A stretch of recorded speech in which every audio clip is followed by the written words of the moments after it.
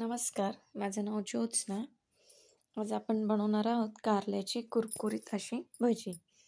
शक्यतो ही कारली म्हणल्यावरच कोण खात नाही, पण अशा प्रकारे नक्की बनवून बघा. लहान मुलंही खातील.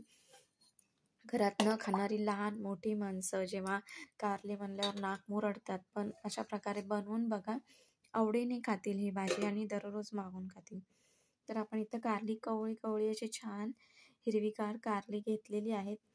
ती मी स्वच्छ धुवून घेतलेली आहेत आणि त्याचे असे बारीक बारीक गोलाकार काप करून घ्यायचे आहेत आणि त्याच्यातल्या बिया पण आपण काढून घ्यायच्या आहेत आणि त्याच्यामध्ये मीठ टाकून ते चांगला अर्धा एक तासभर मॅरिनेट करून ते मीठ लावून ठेवायचं आहे.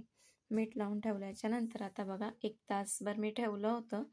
त्याच्यानंतर ह्याच्यामध्ये मी आता थोडंसं बेसन पीठ टाकते, थोडंसं तांदळाचं पीठ, लाल तिखट, धना जिरे पूड टाकायची, गरम मसाला असेल तर ते पण टाकायचं आणि थोडासा रवा टाकायचा.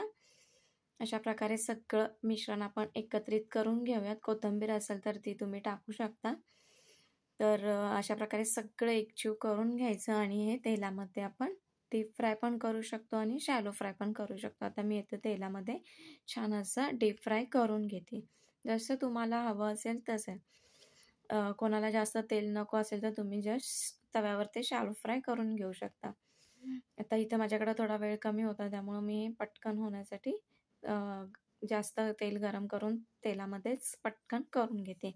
छान असे कुरकुरीत होतात. जास्त वेळ हे करू शकता तुम्ही, गरम करून घ्यायचं आपण.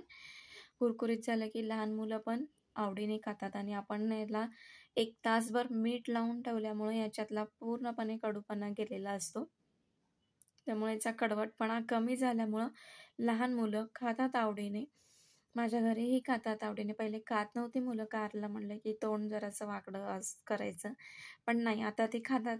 हे अशा प्रकारे बनवलं ना तर ती आवडीने टिफिनला पण नेतात आणि छान तांदळाची भाकरी किंवा गरम-गरम चपातीबरोबर ना खूप छान लागतं. नक्की अशा प्रकारे तुम्ही करून बघा. आवडली तर कमेंट करून सांगा. आपल्या चॅनलला लाईक करा, शेअर करा आणि सबस्क्राईब करा. चला बाय.